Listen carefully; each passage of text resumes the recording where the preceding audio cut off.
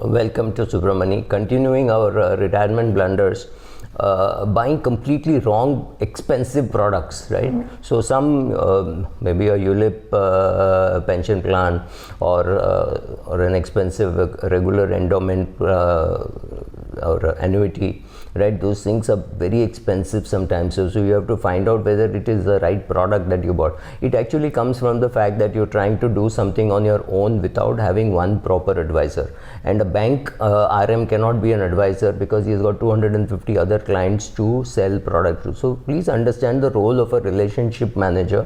He's called a relationship manager, wealth manager, whatever, but its job is to sell as well as give you some service. So try a relationship where you don't buy anything from the bank and expect to get some service. It just doesn't happen, right? You need to have a great relationship. You either need to leave a huge casa, which means you leave a huge balance in the savings account, or you have a big demat account, something you have to do for the bank, or use their services for the credit cards and rollover, so making interest payments. Somehow that relationship has to justify the manager and the manager's bonus and the manager's, otherwise the person is not here to serve you.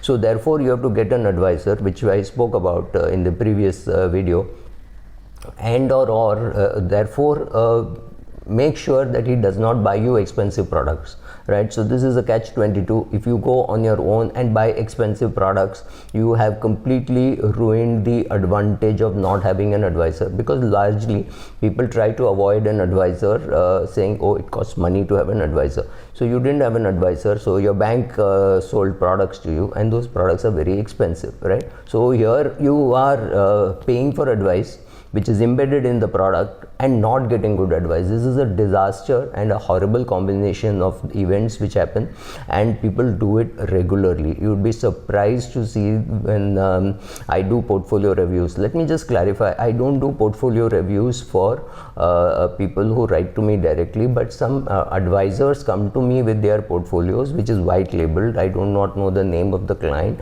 and they tell me this is the profile and this is what they have done, and I review it for the advisor and suggest action, saying this is not a good scheme, this is not get out of this scheme, get into something else, do an asset allocation, improve the liquidity, or reduce the liquidity. Mostly it is reduce the liquidity. People want liquidity in everything.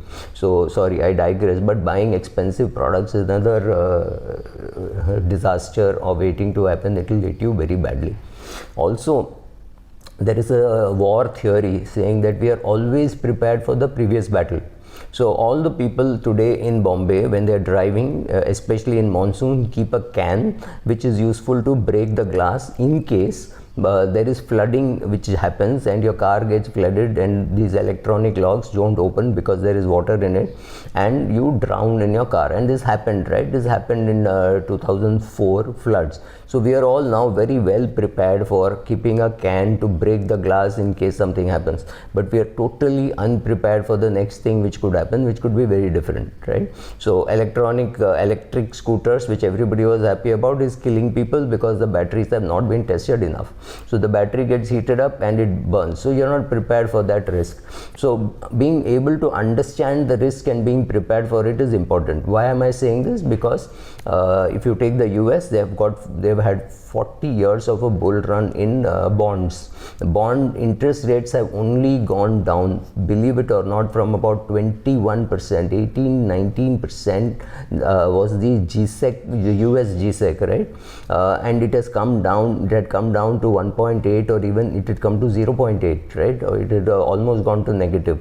So when interest rates go down so much, bond prices go up. So it has been a 40-year long, actually 42-year long bull market in bonds, which was because the world inflation was low.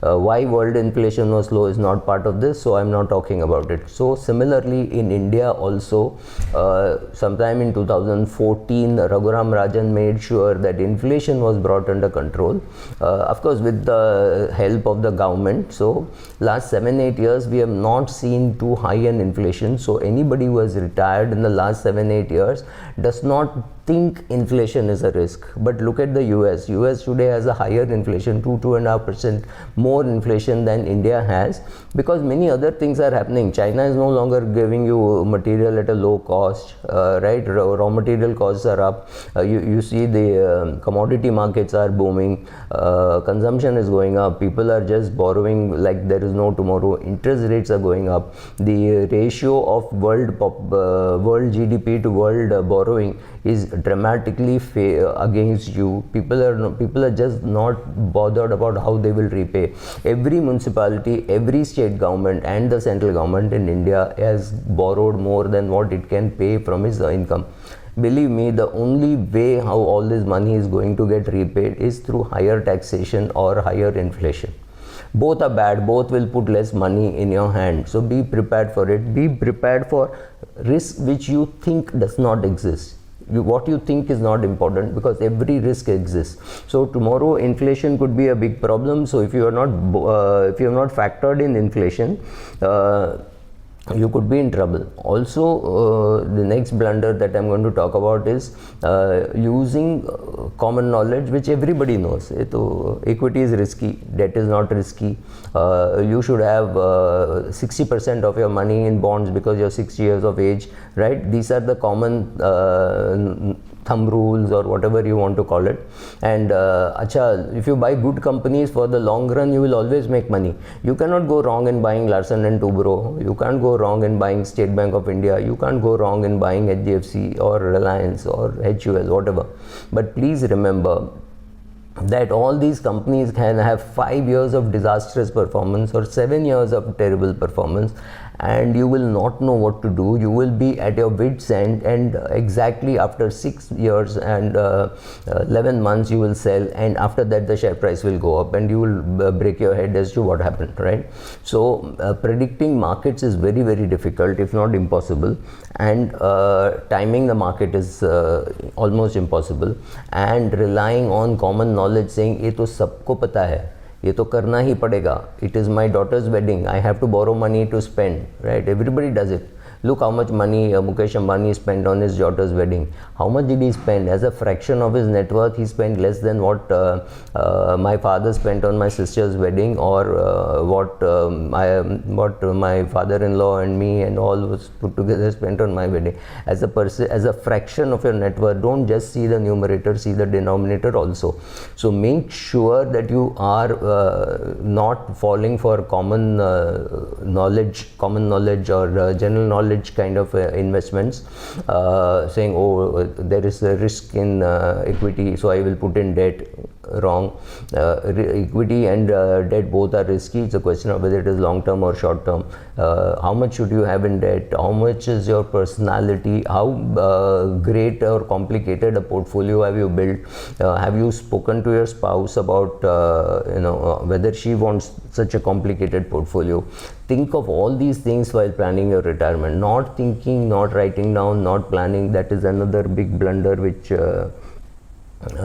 you could do. And also understand that almost all the thumb rules of investing have all originated from US. So there's a 4% withdrawal rule. In India maybe it is 5%, maybe it is 6%. We just don't have enough research on personal finance. We don't have enough data. None of that we have, and therefore we could be in trouble if we start believing all these common rules and thumb rules, etc. So there are no thumb rules which you should believe. Be very careful. If there is a thumb rule, understand why it is called a thumb rule. See under which circumstances it will work, whether it will work for you. All this is important before you take a decision on your retirement. So this could be another blunder. We'll cover some more blunders soon. Thank you.